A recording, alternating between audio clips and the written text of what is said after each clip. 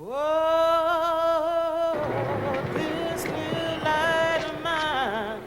struggle for voter registration continued in Dallas County, Selma, Alabama. For 3 years, organizers for the Student Nonviolent Coordinating Committee had worked with Selma residents in demanding the right to vote. Here, as elsewhere, they met solid resistance.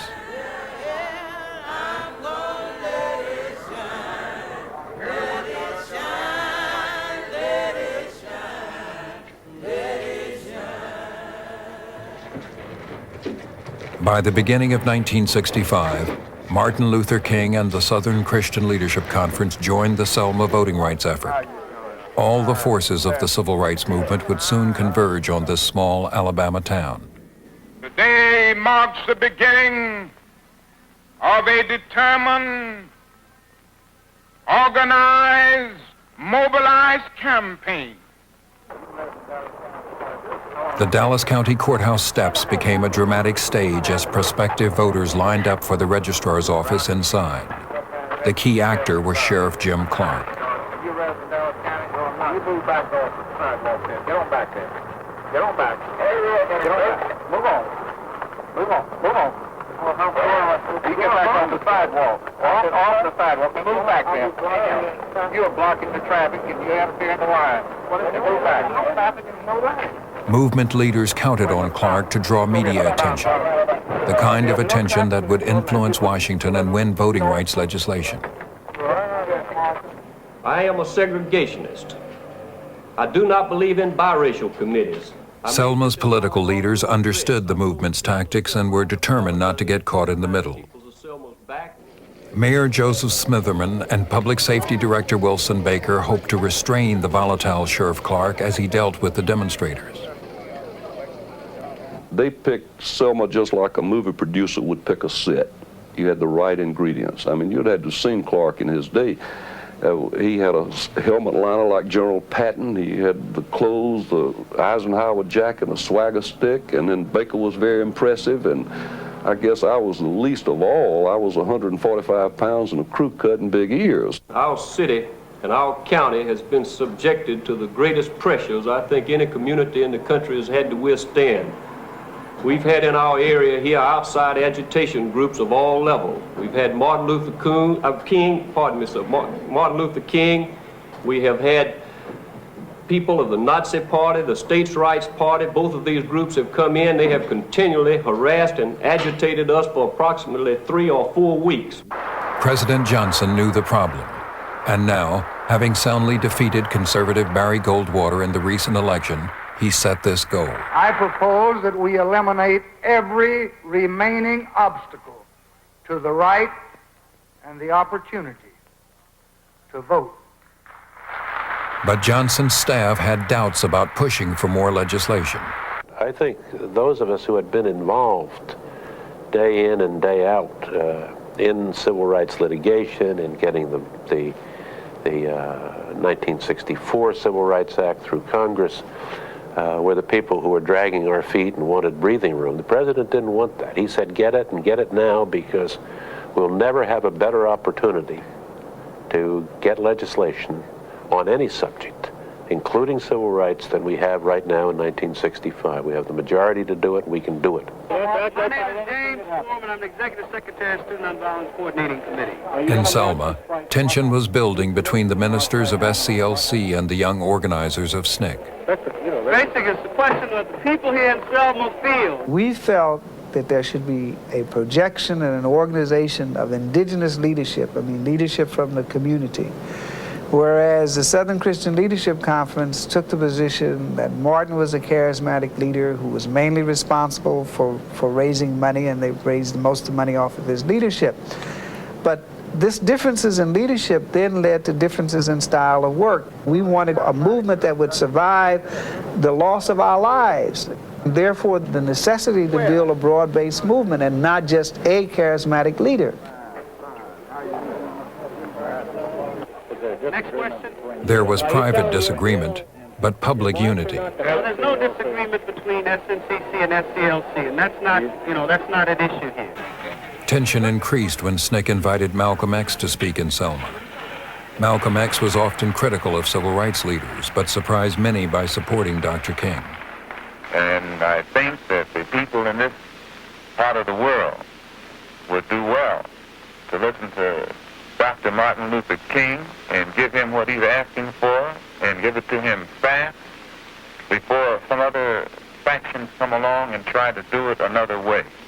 What he's asking for is right. That's the ballot. And if he can't get it the way he's trying to get it, then it's going to be got one way or the other. And we want you to know, gentlemen, that every one of you. For weeks, Sheriff Clark controlled his temper. Then, in mid-February, C.T. Vivian confronted Clark and his deputies on the Dallas County Courthouse steps. But believe me, there were those that followed Hitler, like you blindly follow this Sheriff Clark, who didn't think their day would come. And he started shouting at me that I was a Hitler, I was a brute, that I was a Nazi. I don't remember everything he called me. And I did lose my temper then. And we have come to be here because they are registering at this time. Turn that light out. I'm gonna shoot it. I just find me and I can't enforce the law of the light in my face. We have come to register. And this is our reason for being here. We're not blinding me with that light.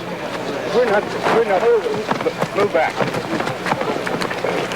Well, no, you can arrest Dr. Clark. Hey, don't keep that man. Don't keep that man.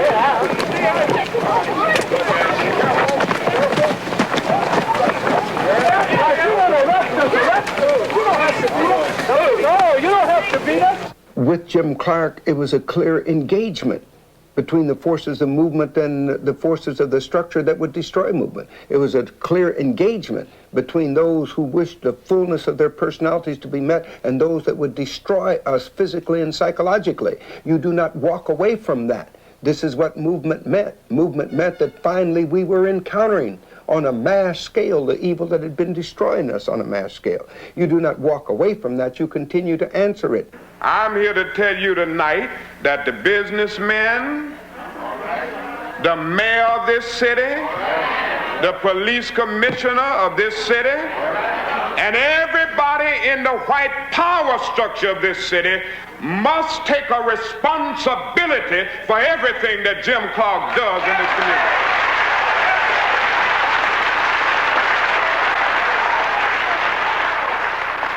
It's time for us to say to these men that if you don't do something about it, we will have no alternative but to engage in broader and more drastic forms of civil disobedience in order to bring the attention of the nation to this whole issue in Selma, Alabama.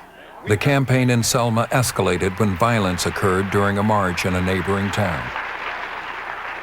The whole town was surrounded that night by auxiliary police, state troopers, sheriffs, and everybody who wanted to come in, really, who felt like beating folk up.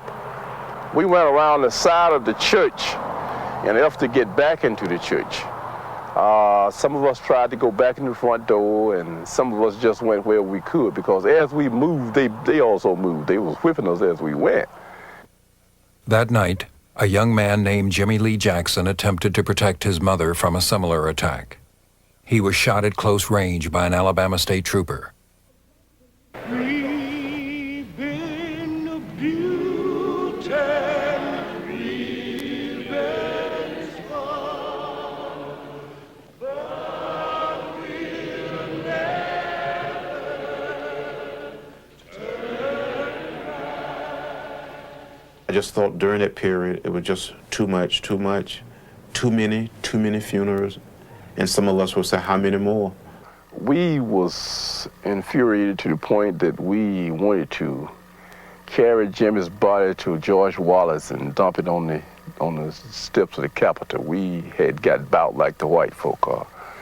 We had decided that we were going to get killed or we was going to be free. I'm going to be frank about it, and all of us just about felt that way.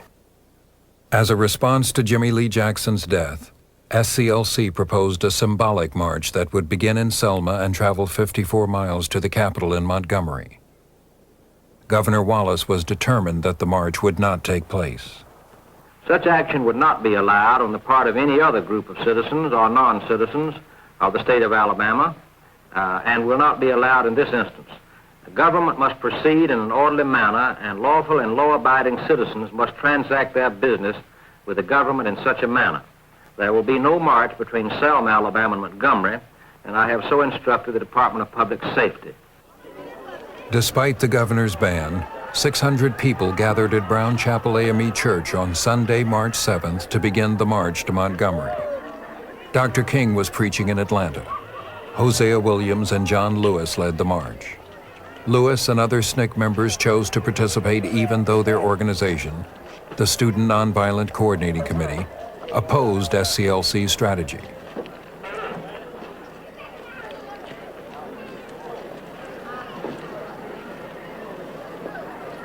Surprisingly, as they walked through the center of town, there were no police in sight.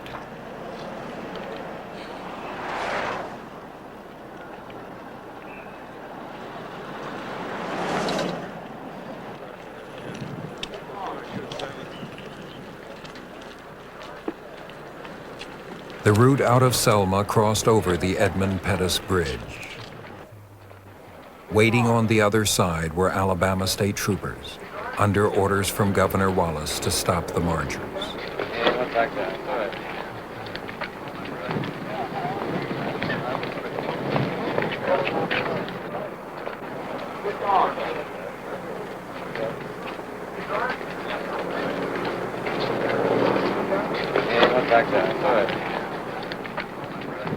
Sheriff Clark's posse was on the sidelines. It'll be detrimental to your safety to continue this march, and I'm saying that this is an unlawful assembly. You are to disperse. You are ordered to disperse, go home, or go to your church. This march will not continue.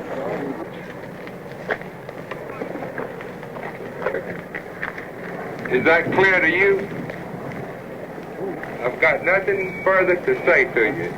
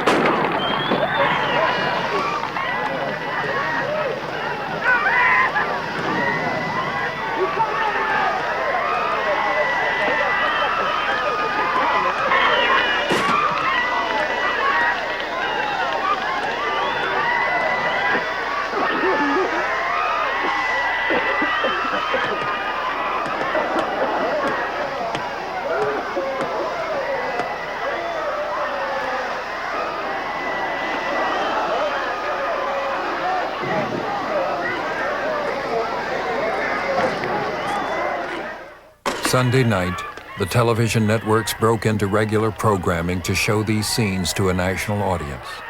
ABC interrupted its primetime movie, Judgment at Nuremberg, a film about Nazi war crimes.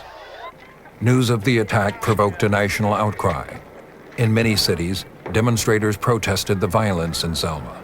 There's only one man in this country that can stop George Wallace and those posses. We can present thousands and thousands of bodies in the streets if we want to. And we can have all of the soul force and the moral commitment around this world. But a lot of these problems will not be solved until that shaggably over place called the White House begins to shake and gets on the phone and says, now listen, George, we coming down there and throw you in jail if you don't stop that mess. That's the only way it's going to be stopped. You know, I said it today and I will say it again. If we can't sit at the table, let's knock the fucking legs off. Excuse me. President Johnson, sensing the mood of the country, addressed Congress on national television. What happened in Selma is part of a far larger movement which reaches into every section and state of America. It is the effort of American... 8 days after the beating at the Pettus Bridge, President Johnson asked for a comprehensive voting rights bill and astonished the nation by using the words of the movement. Their cause must be our cause too. Because it's not just Negroes, but really it's all of us who must overcome the crippling legacy of bigotry and injustice. And we shall overcome.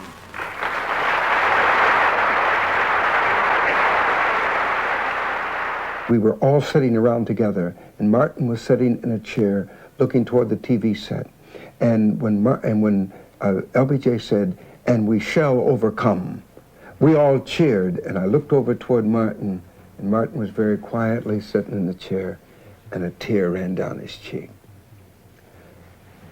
It was a victory like none other. It was an affirmation of the movement. Sunday, March 21st, 62 days after the Selma campaign began, 3,200 people gathered at Brown Chapel Church for the journey to Montgomery. To protect the marchers, President Lyndon Johnson federalized the Alabama National Guard. We are going to walk non-violently and peacefully to let the nation and the world know that we are tired now. Yes, sir. We've lived with slavery and segregation 345 years. We waited a long time for freedom. Yes, we are trying to remind the nation of the urgency of the moment. Now is the time to make real the promises of democracy. Now is the time to transform Alabama, the heart of Dixie, to a state with a heart for brotherhood and peace and goodwill. Now is the time to make justice a reality for all of God's children. Let's move the line a little faster. We're marching on to freedom land. We're marching on to freedom land. 'Cause our strength from day to day, as we walk the narrow way, we're going forward, we're going forward. One day we're going to be free. Oh, we're marching on, come on, to freedom land. Come on. We're marching on to freedom land. 'Cause our strength from day to day, as we walk the narrow way, as we walk the narrow way, we're going forward. We're going forward. One day we're going to be free. One day we're going to be.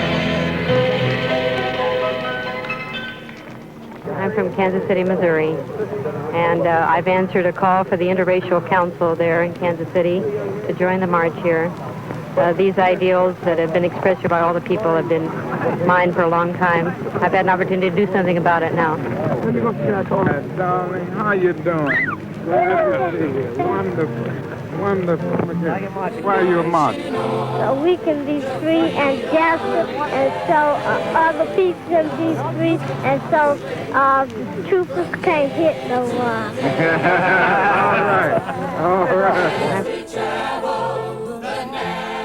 As they approached Montgomery, it was for many the culmination of a 10-year struggle that began in this city with a bus boycott.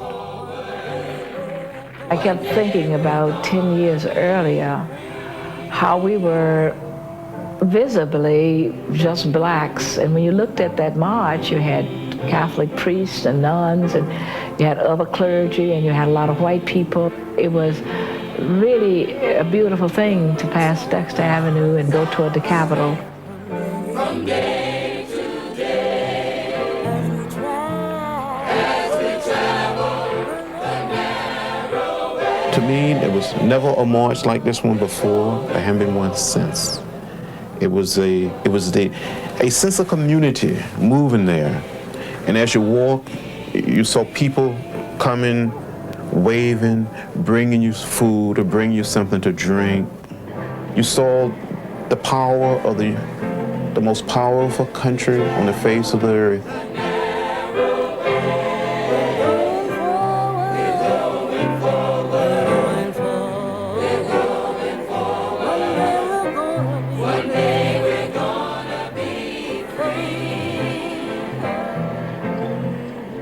We must come to see that the end we seek is a society at peace with itself, a society that can live with its conscience. And that will be a day not of the white man, not of the black man. That will be the day of man as man. However difficult the moment, yes, sir. However frustrating the hour, it will not be long, because truth crushed earth will rise again. Yes, sir. How long? Not long. Yes, sir. Because no lie can live forever. Yes, sir. How long? Not long. Because the arc of the moral universe is long, but it bends toward justice. Yes, sir. How long? Not long. Not long. Because mine eyes have seen the glory of the coming of the Lord. Yes, sir. He's trampling out the vintage where the grapes of wrath are stored. Yes, sir. He's loosed the fateful lightning of his terrible swift sword. Yes, his truth is marching on. Yes, sir. Glory, hallelujah. Yes, sir. Glory, hallelujah. Yes, sir. Glory,